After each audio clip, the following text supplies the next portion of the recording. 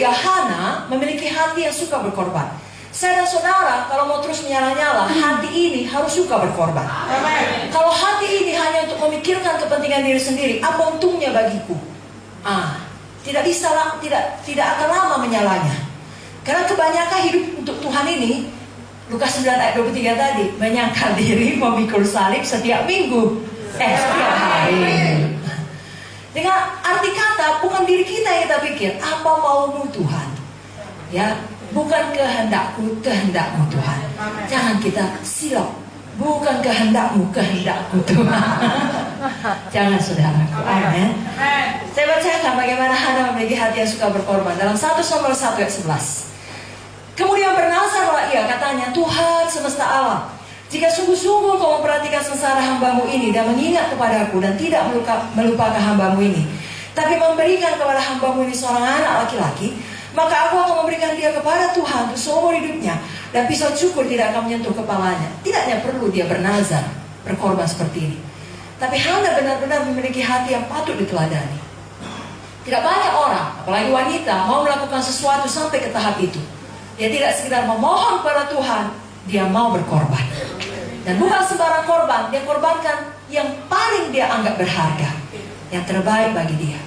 Saudaraku, orang yang menyala-nyala melayani Tuhan, menginjil, memuridkan jiwa-jiwa, kalau saudara perhatikan, itu harus orang-orang yang paling suka berkorban. Amin. Kita masing-masing menanya diri kita dengan jujur, saudaraku. Tidak perlu merasa tertuduh, karena seperti poin pertama dari Ibu Munte tadi, kita mau diubahkan segambar dengan Tuhan. Dipulihkan, mulia. Dan Tuhan kita adalah Tuhan yang berkorban. Bapa menyerahkan anaknya, Yesus menyerahkan nyawanya. Kalau kita lihat Bapak Munte tahun terakhir untuk menamatkan dia punya perkuliahan, tinggalkan semua, ikut Tuhan sungguh-sungguh, melayani Tuhan sepenuh waktu. Ya, kata lain, kalau secara pemikiran dunia, mengorbankan seluruh masa depannya. Sebabnya keluarganya, ayahnya, saudara-saudara semua sekolah kedokteran, ya, ada yang kepolisian, dan berkata, nanti abang jangan pernah minta tolong pada kami, jangan pernah minta uang. Karena mereka meyakini akan gagal. Tapi kalau Tuhan memanggil, Tuhan memperlengkapi. Ibu Munte juga berkorban, saudaraku. Dan saya tidak merasa akan ada orang yang betul-betul mengerti pengorbanannya, kecuali juga menjalani seperti yang dijalaninya. Karena saya dan saudara bukan dokter spesialis anak. Dan kalaupun kita dokter spesialis anak, kita bukan dokter pada zaman Ibu Munte hidup. Pada masa itu sangat terhormat. Bahkan spesialis darah lagi dari UI.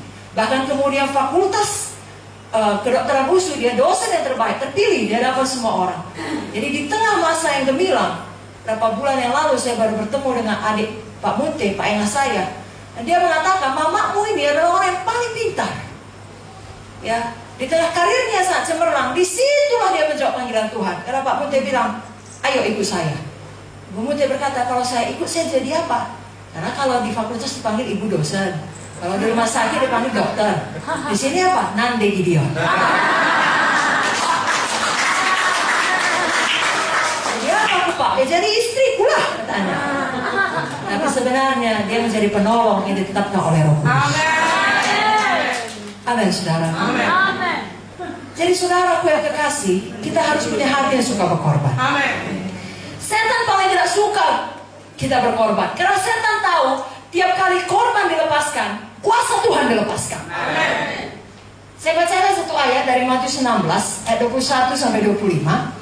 Sejak waktu itu Yesus mulai menyatakan kepada murid-muridnya bahwa ia harus pergi ke Yerusalem dan menanggung banyak penderitaan dari pihak tua-tua, imam-imam kepala, dan ahli-ahli Taurat, lalu dibunuh dan dibangkitkan pada hari ketiga.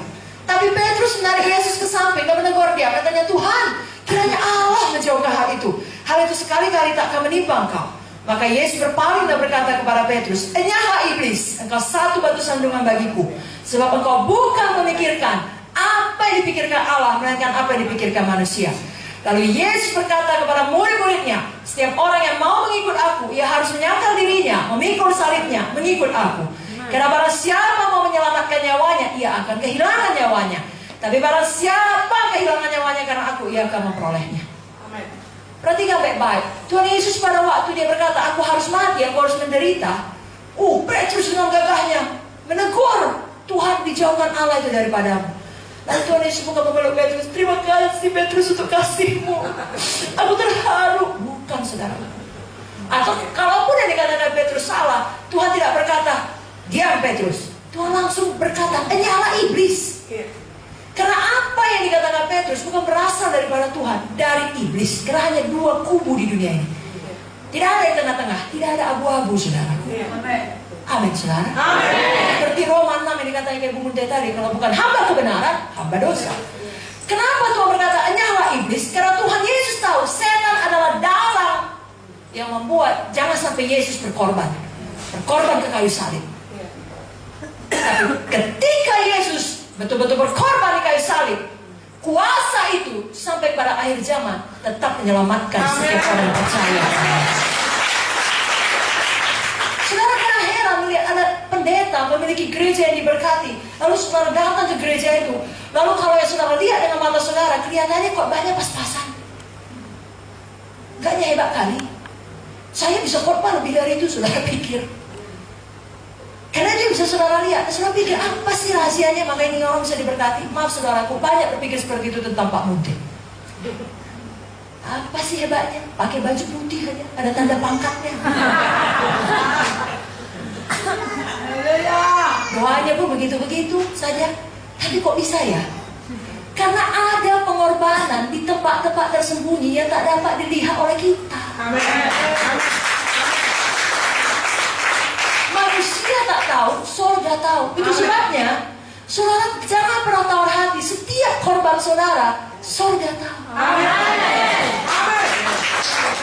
Dan surga adil. Apa yang kita tabur harus kita tuai. Itu sebabnya terus menabur, saudaraku.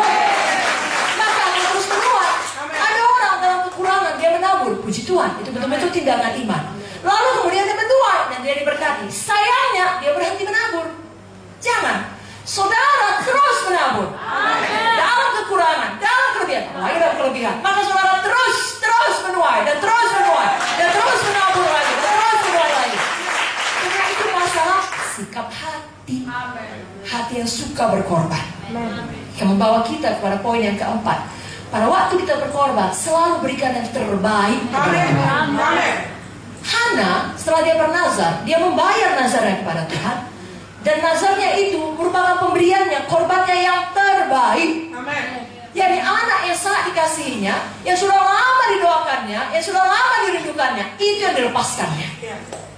Sama seperti Abraham, sudah lama menunggu Ishak, Tuhan bilang kasih, dia kasih. Tuhan tahu hati kita.